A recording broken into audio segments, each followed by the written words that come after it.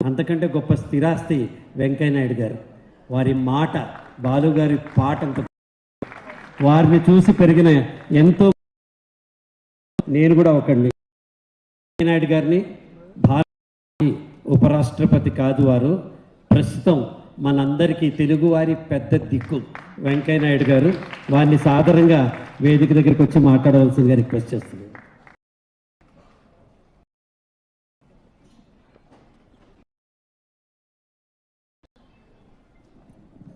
అందరికీ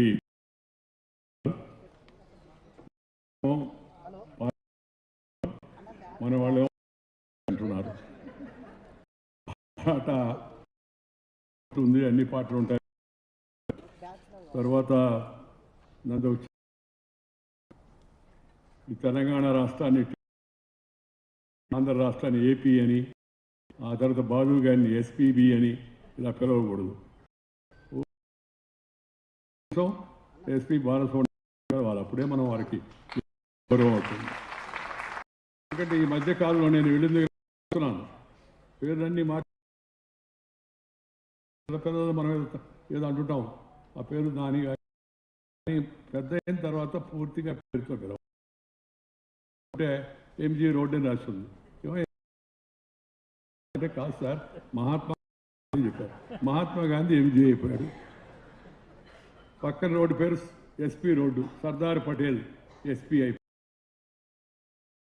గారిని పూర్తిగా మీరు శ్రీపతి పండితురాడిలో పిలవలేకపోతే కనీసం ఎస్పీ బాలసుబ్రహ్మణ్యం గారిని పిలవండి, అప్పుడు బాగా గుర్తుంటుందని చెప్పి మీ అందరికీ కూడా నేను సవినయంగా మనవి చేస్తున్నాను. మన భాషను మనం గౌరవించాలా, మన వాళ్ళని మనం గౌరవించాలి. తెలంగాణ రాష్ట్ర సాంస్కృతిక మంత్రిత్వ శాఖ ఇంతటి మంచి కార్యక్రమాన్ని నిర్వహించడం చాలా సంతోషకరమైన విషయం. ఈ వేదిక పైన శ్రీపతి పండితురాడిన బాలసుబ్రహ్మణ్యం గారిని మనసారా అభిమానించే మీ అందరికీ మరొకసారి హృదయపూర్వక నమస్కారాలు, అభినందనలు తెలియజేస్తున్నాను. ఈరోజు మనం ఒక పరిపూర్ణ కళాకారుణ్ణి, గొప్ప వ్యక్తిత్వం ఉన్న ప్రతిభామూర్తిని గుర్తు చేసుకుంటున్నాం. సంస్కారవంతుడు, మృదు స్వభావి, నిత్య కృషివరుడు అయిన శ్రీ బాలసుబ్రహ్మణ్యం గారిని గాయకుడిగా, గాత్రదాన కళాకారుడిగా, సంగీత దర్శకుడిగా,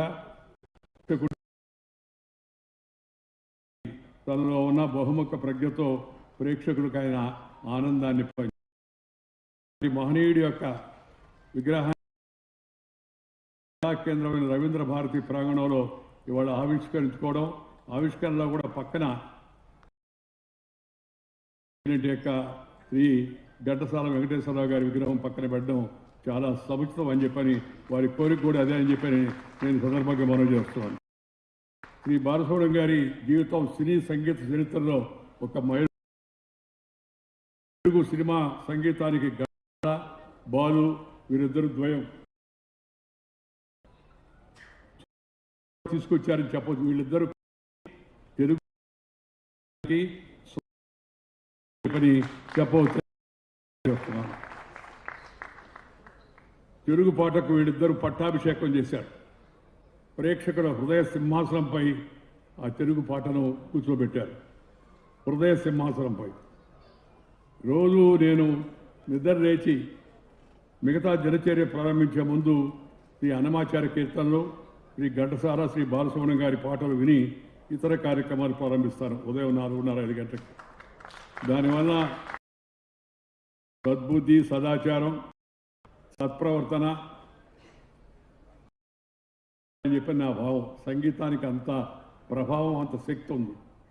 రాయినైనా కరిగిస్తుంది సంగీతం అని చెప్పి అంటారు మన పెద్దవాళ్ళు. పశుపక్ష్యాదులు సైతం సంగీతానికి స్పందిస్తూ ఉంటాయి, లేచి నాట్యం చేస్తూ ఉంటాయి. అలాంటి సంగీత సరస్వతి పుత్రుడైన యొక్క శ్రీ బాలసుబ్రహ్మణ్యం గారిని మనం ఇవాళ వారి విగ్రహ ప్రతిష్ఠ చేయడం ఏంటంటే, నవతరానికి, యువతరానికి, రేపటి తరానికి ఈ మహానుభావుడు ఇలా ఉండేవాడని చెప్పని గుర్తు చేయడం కోసం మాత్రమే మనం వారికి అక్కడ విగ్రహ ప్రతిష్ఠ చేశామని చెప్పి మేము అందరికీ మనం చేస్తామని.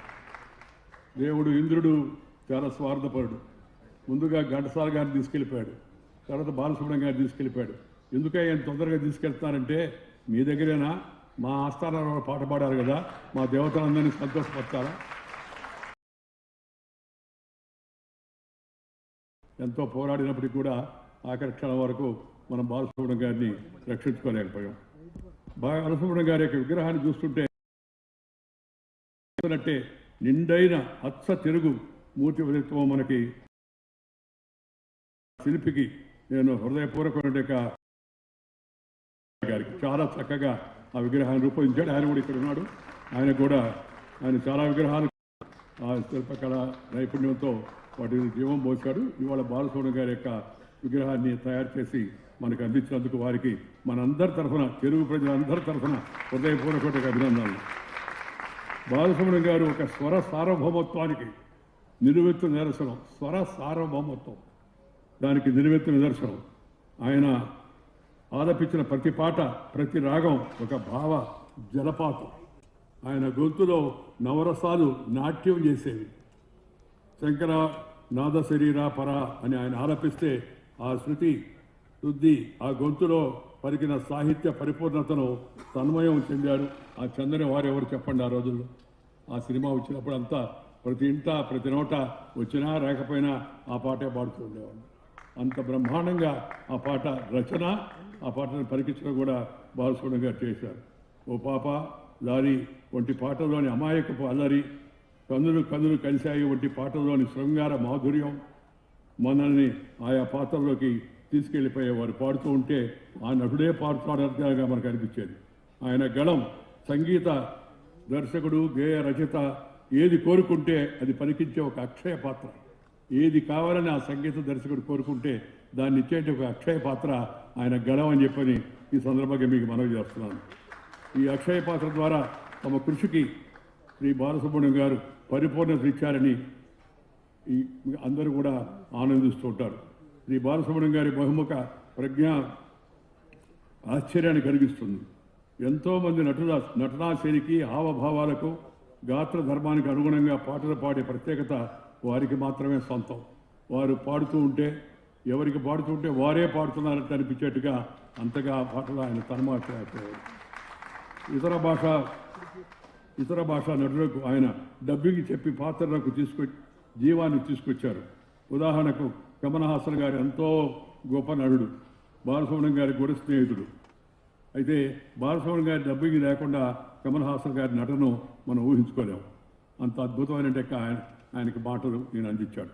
ఇక బాలు గారి తెలుగు భాష ఉచ్చారణ వింటుంటే ఎంతో ఆనందం కలిగేది. తెలుగు మాటకు, తెలుగు పాటకు, తెలుగు సంస్కృతి సాంప్రదాయాలకు వారు అందించే గౌరవం వారి పట్ల అభిమానాన్ని మరింతగా పెంచుతుంది.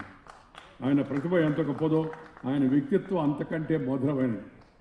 వారిని కలిసిన వారు ఎవరైనా సరే ఆయనలోని వినయాన్ని, సాహితీ గౌరవాన్ని, నిరాడంబరతనం మర్చిపోలేరు. ఒకసారి కలిస్తే ఆయన గురించి ప్రతి ఒక్కరి మనసులో కూడా ఒక సద్భావన కలుగుతుంది. ఎంతటి శిఖరాగ్రాన ఉన్నా మట్టి వాసనను మర్చిపోని మహామనిషి ఆయన. ఆ స్థాయికి వెళ్ళినప్పటికి కూడా ఆయన నవ్వు, ఆ నవ్వులో ఉన్న నిష్కర్మత్వ సత్వం ఆయన హృదయ సౌందర్యానికి ప్రతీక. బోళా శంకరుడు ఆయన. అలా అని ఏది అడిగితే అది మాట్లాడే మనిషి కాదు, తూకం వేసినట్టుగా మాట్లాడేవాడు. వేదికపై ఆయన హాస్యం, సమయస్ఫూర్తి, అందరితో కలివిడిగా ఉండే ఆ తీరు ఆయన స్వరమాంత్రుడిగా మాత్రమే కాక మన ఇంటి మనిషిగా కూడా చేసింది. యదేవ విద్యయా కరోతి శ్రద్ధయ ఉపనిషద తదేవ వీర్యవతరం భవతి అని ఈ చందోపనిషత్తులో ఈ శ్లోకం అది. కేవలం పైకి కర్మలు చేయడమే కాకుండా వాటి వెనక ఉన్న లోతైన అర్థాన్ని, జ్ఞానాన్ని గ్రహించి శ్రద్ధతో చేసే క్రియలు ఎక్కువ ప్రభావాన్ని చూపుతాయి, మంచి ఫలితాలు ఇస్తాయి.